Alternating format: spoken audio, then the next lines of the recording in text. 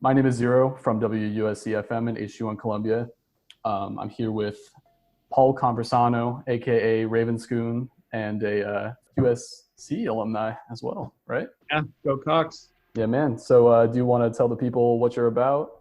Yeah, sure. I can give you a quick background. I went to the Darla Moore School of Business at USC.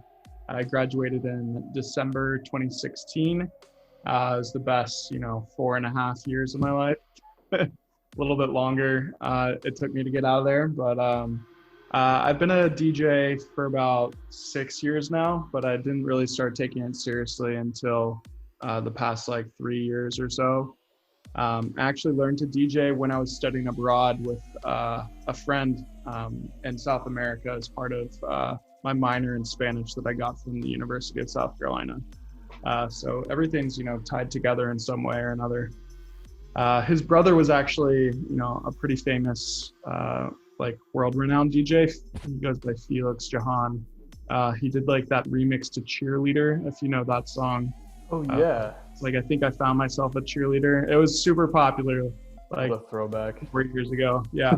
So he taught me to DJ. And then, after I graduated, I moved to California. I began producing music the last 2 years and, started playing shows, and now taking it pretty seriously, been really focusing on my craft and, playing more and more shows and looking to make it, a full-time career. Very cool. And congrats on just hitting 11K on SoundCloud too. I just saw you tweeted that out today. Yeah. So I've been talking about it with my manager and my friends and girlfriend that the first 10,000 followers or whatever is the hardest part of your career, because getting to that first base of people that really like your music and will listen to it and follow you is really, really, really tough. I'd say even the first thousands, the hardest part. So once you get to 10,000, everything that you release starts to get good traction because there's 10,000 people, that follow you. So you're going to get a lot of people reposting and sharing. So then, getting new fans from there is really quick. It took me, years to get to 10,000, and it just took me 1 week to get to 11. So yeah. It's pretty crazy how that works. I'm stoked for you, man. That's huge. Thank you. So I guess, other than playing sets for Couchfest and Bose Penthouse and Summarize and Electric Hawk, what else have you been up to during the pandemic?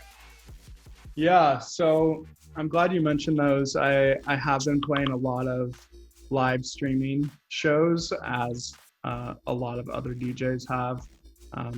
The first one I did was actually with River Beats. I think they're based out of New Orleans, but they're going national. And those guys were, nice enough to host me and let me test out their Facebook page. So I streamed through Facebook through them for the first time, and it was pretty cool. I had 900 or 1,000 people watching all at the same time, which is at a venue that's a lot of people if those people are all in person. And besides the fact that there's that many people on these live streams, you can see the real-time feedback. People are like, oh, that's so sick, or commenting. And so that's been a really cool experience. I ended up playing several more. I don't want to name them all because I don't want to miss anybody. Yeah. But I've got to work with a lot of different DJs, video DJs, which is for the lay person, people that are mixing visuals live as I'm DJing. And that's been really cool because I've gone to host my own live streams on my own Twitch channel, especially as platforms like Facebook crack down on some of these live streaming music events. Oh yeah. Yeah, which I don't completely understand Facebook doing, because they're not even allowing you to play your own music. I understand for the DMCA, which is the Digital Millennium Copyright Act, they don't want you playing other people's copyrighted music. So right, yeah. You don't want you playing a Lady Gaga cover set, and then their label's going to come after Facebook. But yeah, they've been coming after people playing their own music, which seems really weird to me.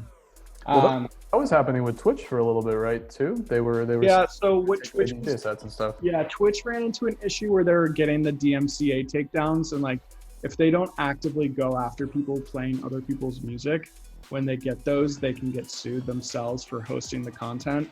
YouTube has a similar issue. That's why they'll demonetize your videos if you put, you know, right. like non-royalty free music in it. So Twitch was like striking people's channels who like had music in it that wasn't approved and had those clips living on their pages from like years and years ago, probably because they just had a bot do it.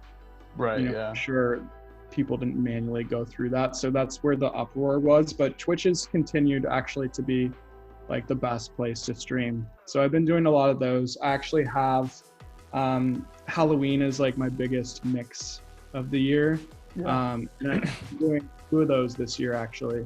So I'm doing one that's going to be like dubstep heavy and some new music from me, and then I'm doing another one that's going to be like drum and bass and halftime.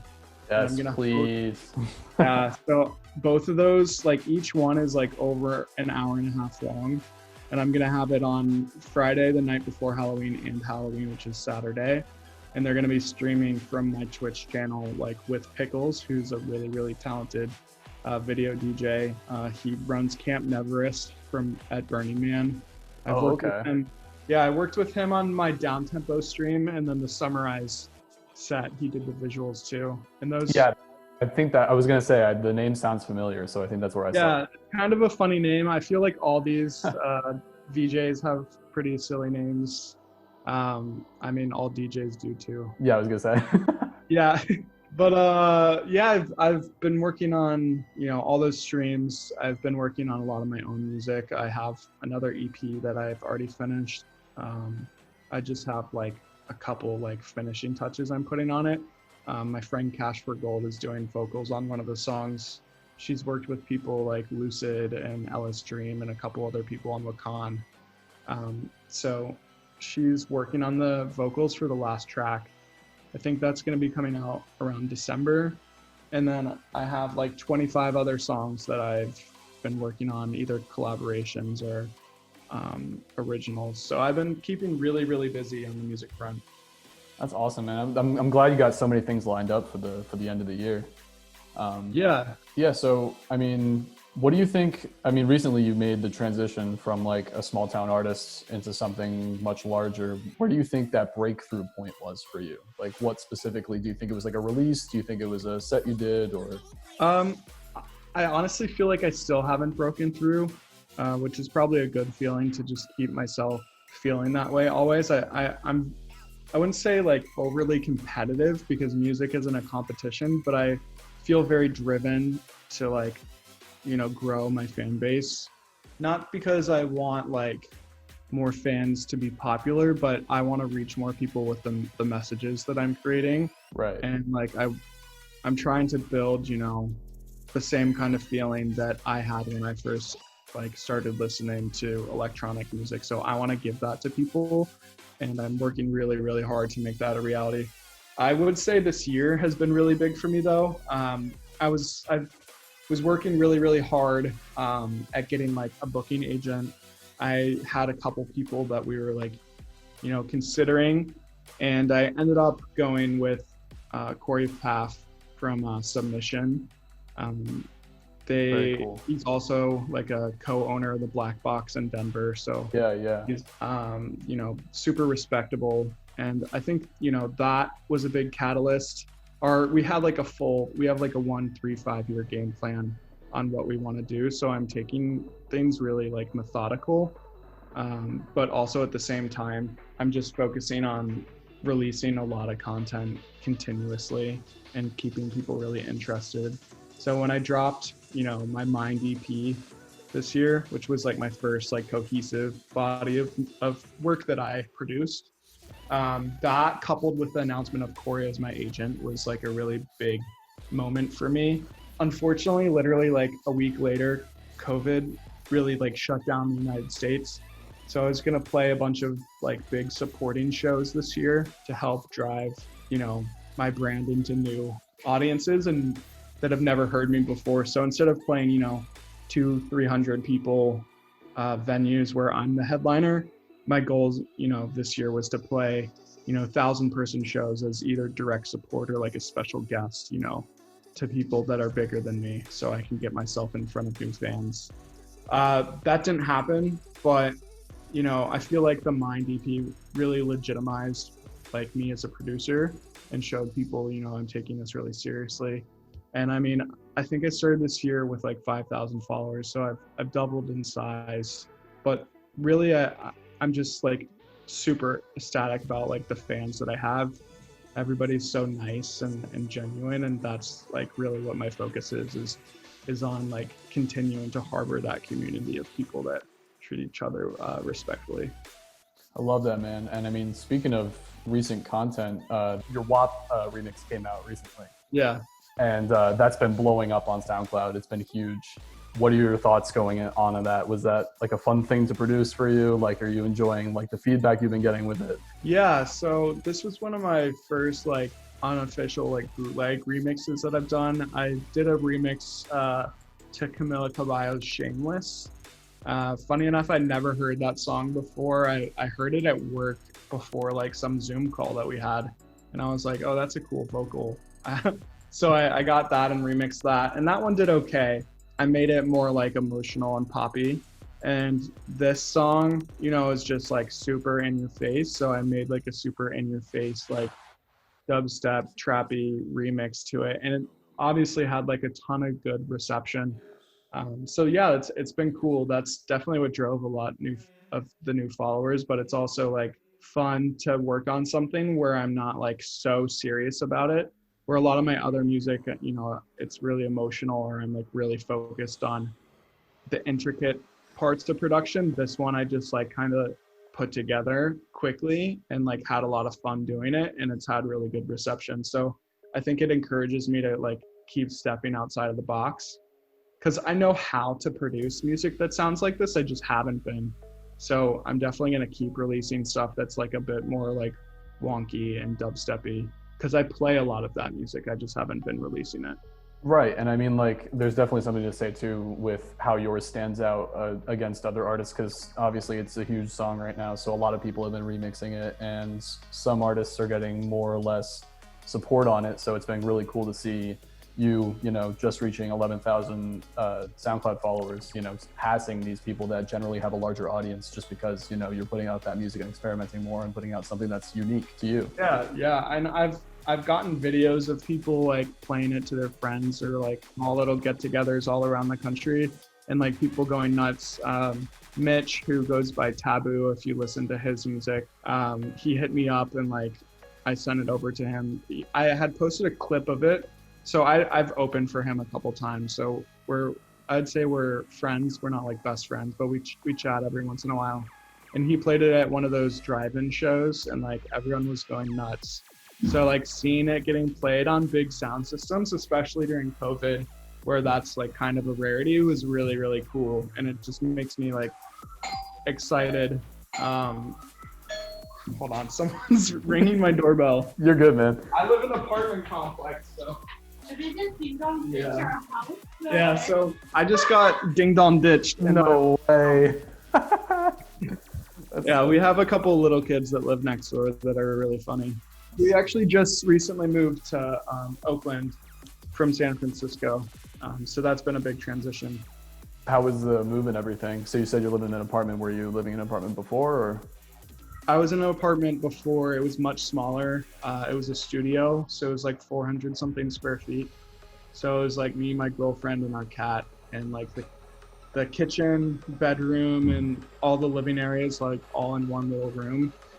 And I won't say like exactly how much it costs a month, but it was like over $2,000, which is, a lot of money for a one bedroom, not even a one bedroom apartment.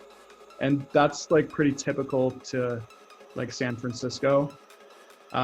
So with COVID, housing prices in the Bay Area have actually dropped a lot. So we got, this new one bedroom, which is like obviously like way bigger and has like a walk-in closet and stuff for less than what we were paying before. So yeah, it's been really, really great. And like having space, because it used to be like we would just sit on the bed all the time because there's nowhere else to go. There's like a bed and then the kitchen and then the bathroom. So now like that right here next to me, I'm starting to build like a little studio space. Like we have art on the wall over here. If you know Chris Dyer, we have like a mural painted by him. Like I got a king size bed in the bedroom now, which is awesome. So it's been a huge upgrade all around. And I like Oakland. It's warmer over here. That's awesome, man. I'm super happy for you. Thanks. So as quarantine and COVID countermeasures are going to sort of start lifting and whatever else, what are you wanting to get back to doing the most? Like, are you looking forward to doing shows and stuff? Or are you kind of looking forward just taking it easy and like getting back to normal after whatever it's been for the past couple months? Yeah. So here in the Bay Area in San Francisco, we've really had restrictions in place since like, late March. California has been taking the pandemic really, really seriously. I'm from Georgia, so like that's a big juxtaposition. Like Georgia, I feel like reopened everything, like months ago. Where I'm sure South Carolina did something similar. Yeah, they tried. They tried. Yeah, they were like, oh, we're opening, and then everyone starts getting sick again, and they're like, oh, never mind, we're back to step 2. Yeah, so, I mean, it doesn't matter anyways because schools are becoming a hot spot too. So it's unbelievable. But in the Bay Area, like we've had mandatory masks, and everything has been closed since like the end of March. They really just started reopening things here, so. But like it was only essential businesses, so like restaurants and banks were like the only thing open until about a month ago. They started reopening like national parks and stuff. They have outdoor dining at some places here, and some stores are open. That's been nice. I do miss eating at restaurants. I really like. I mean, the Bay Area is like some of the best food in the world. They're known for their small family-owned restaurants here. So I do miss going out and just eating really good food at a restaurant instead of getting like delivery or making, I'm a okay cook, but I'm not, a 3 or 4-star chef in the Bay Area. I miss going to movies a lot. I'm a big movie guy, and I like just going to the theater with my girlfriend, like on a Tuesday night and watching a movie. It's a nice like disconnect from reality, And then obviously shows. Yeah, I'm like super ready to start playing shows. I'm only gonna do it when it's safe. I'm actually playing one soon in Indiana coming up where they're doing it. So like I'm outdoors on a patio, and then the people are in a parking lot, and they're selling, only 25% capacity, and everybody has to wear masks and temperature checks and stuff. Which is awesome. And like I said, like I would only play it if it's mandatory masks.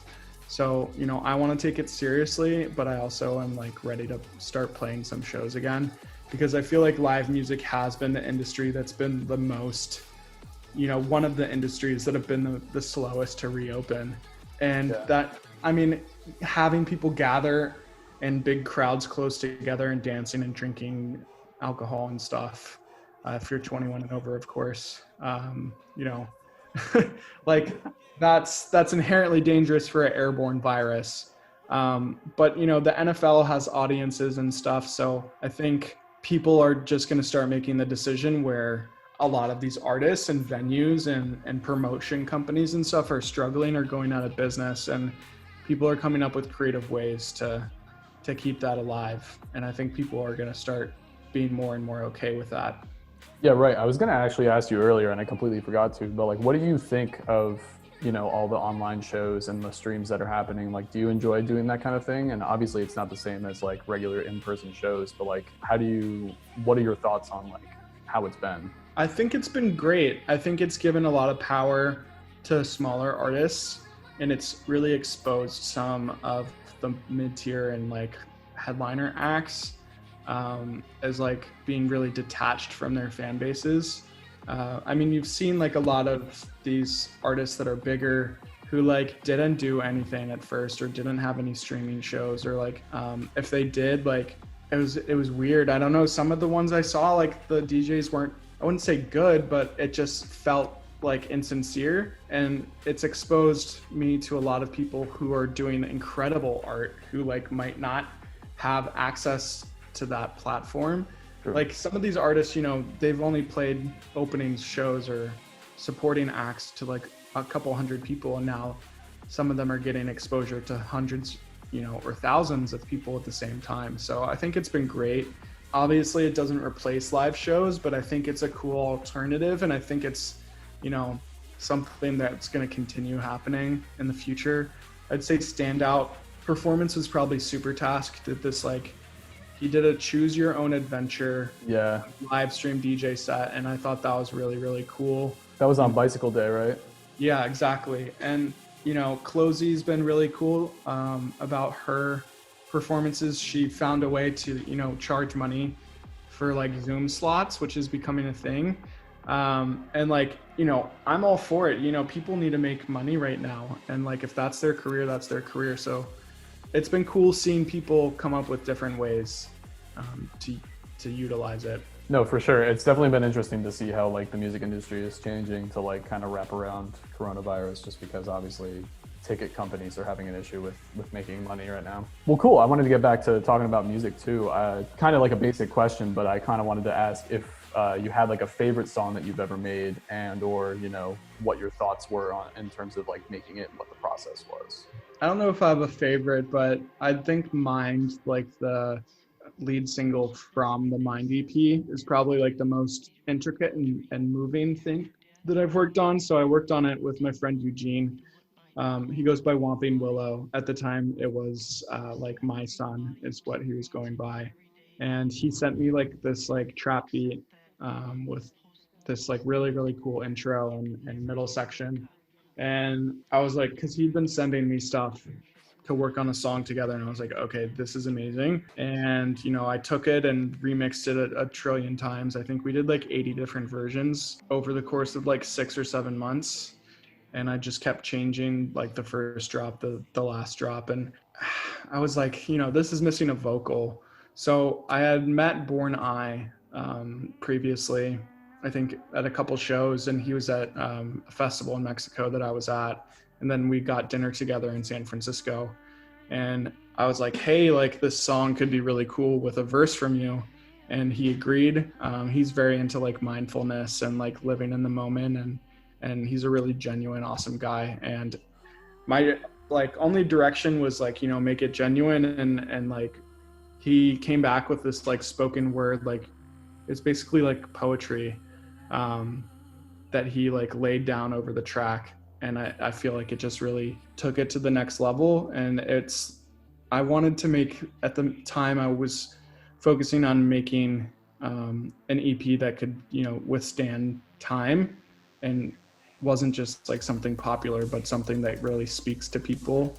And I think just, the lyrics that he has in that and the whole thing that came together ended up just being super, super powerful. So that's probably the most intricate thing that I've worked on, and I spent almost a year on it. Word. And I mean, you've kind of answered most of my questions along the way at one point or another, but I was just going to ask you if you're working on anything else that is coming out later this year, or if you had anything else left to plug before we say goodbye. Yeah, I'll just give you a quick summary. I mean, I have the Halloween mixes that you guys definitely don't want to miss. Those will be streaming on my Twitch channel, and then I'll obviously upload those to SoundCloud afterwards. Those live streams are going to be totally next level and super fun. So, if you're at a small group of friends partying on Halloween, you can throw on the DJ set and have some background music, or you can dance to it you're in the crowd. After that, I have an EP that I'm going to be releasing called Nystagmus, which is a condition where your eyes are vibrating uncontrollably. I thought that was pretty pretty accurate for how those songs are going to make people feel. Cool. And then I have a EP that I'm working on with Viscous. He's on Spicy Boys, if you're familiar with those guys. Yeah. Didn't he just have a release today? Yeah, he did. Yeah. He's been releasing a lot of really awesome music. So I am working on the third out of 3 songs with him. The first 2 are finished. They're all over the place. The first one is very 2012 dubstep. The next one is super, super heavy, almost not rhythm, but dubstep hook bass. Yeah. Would be really cool at a festival. And this last one, we're making this super swampy.